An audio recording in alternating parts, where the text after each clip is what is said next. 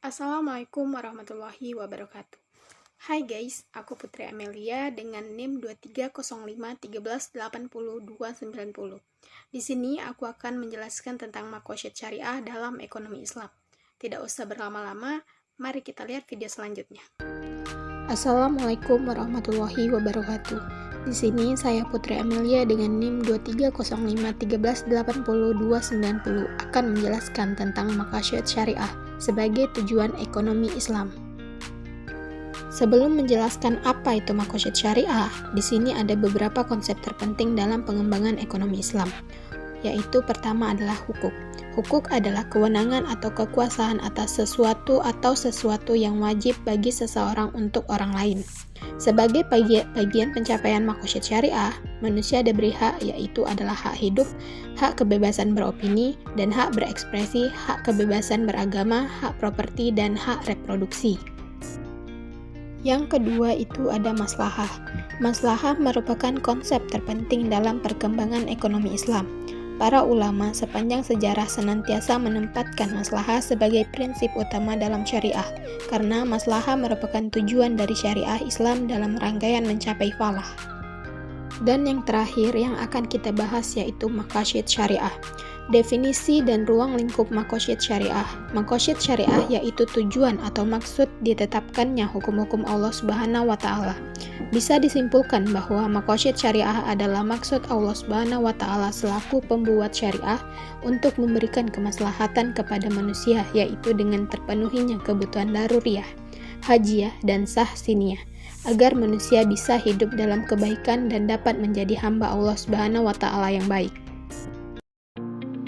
Ruang lingkup makosyid syariah bersifat universal atau bersifat bahwa kemaslahatan itu berlaku bukan untuk masa itu saja, melainkan untuk sepanjang waktu dan sepanjang kehidupan manusia. Ruang lingkup makosyid syariah juga memiliki beberapa tingkatan. Yang pertama yaitu daruriyah. Daruriyah yaitu penegak kemaslahatan agama dari dunia. Yang kedua yaitu hajiyah. Hajiyah yang didefinisikan sebagai hal-hal yang dibutuhkan untuk mewujudkan kemudahan dan menghilangkan kesulitan, yang dapat menyebabkan bahaya dan ancaman, yaitu sesuatu yang mestinya tidak ada. Yang ketiga yaitu sahsiniyah.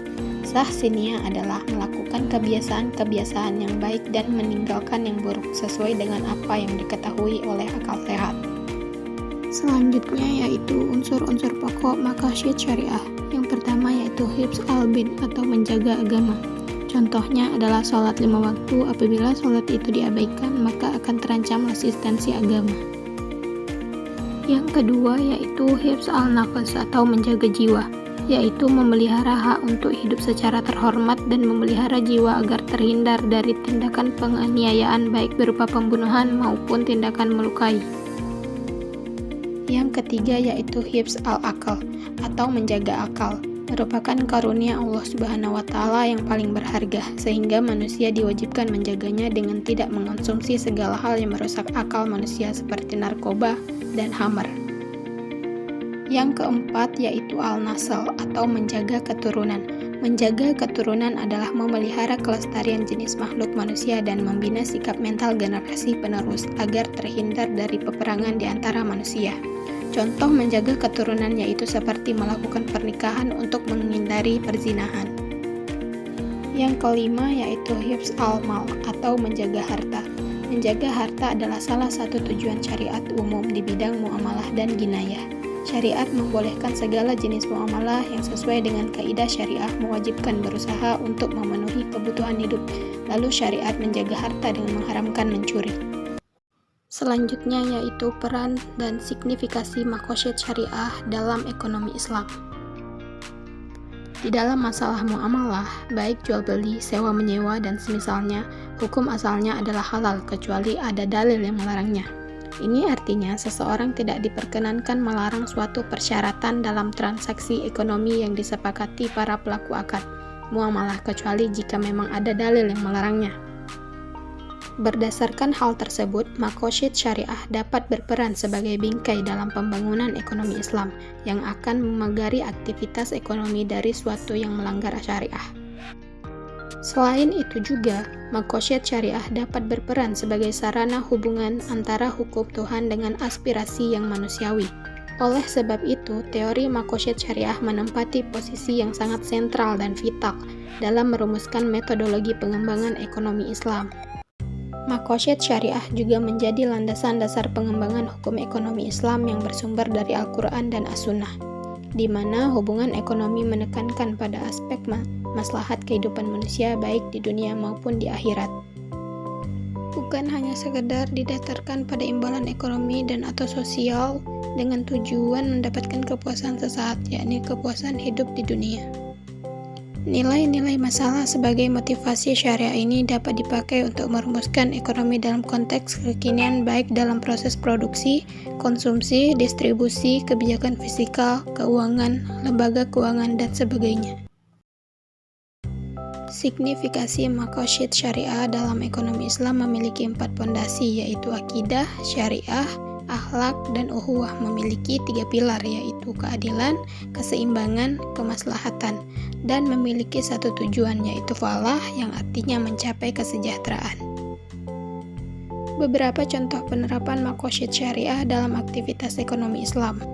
Penerapan makosyad syariah dalam kegiatan ekonomi dilakukan dalam berbagai subbidang seperti penganggaran, analisis formulasi upah minimum para pekerja Indonesia, indeks pembangunan manusia, bidang manajemen pemasaran, perbankan, dan sebagai alat mitigasi risiko pada lembaga keuangan syariah. Dapat disimpulkan bahwa pencapaian tujuan syariah sangat relevan dengan tujuan ekonomi Islam, karena aktivitas ekonomi merupakan salah satu upaya dan merupakan bagian dari pencapaian makosyad syariah. Makosyad syariah merupakan inti dari analisis ekonomi terutama yang berkaitan dengan masalah kemiskinan, distribusi kekayaan, dan pembangunan ekonomi. Oleh karena itu, ia diarahkan untuk dapat memberi solusi dalam hal penghilangan segala bentuk permasalahan ekonomi seperti kemiskinan, pengangguran, ketidakmerataan pembangunan. Selain itu, pencapaian tujuan ini juga dimaksudkan untuk menyediakan segala insentif yang memadai dan dapat diakses oleh semua anggota masyarakat, sehingga dapat menikmati segala sumber daya yang tersedia dan mencapai kehidupan yang sejahtera. Sekian penjelasan dari saya, terima kasih. Saya akhiri, wassalamualaikum warahmatullahi wabarakatuh.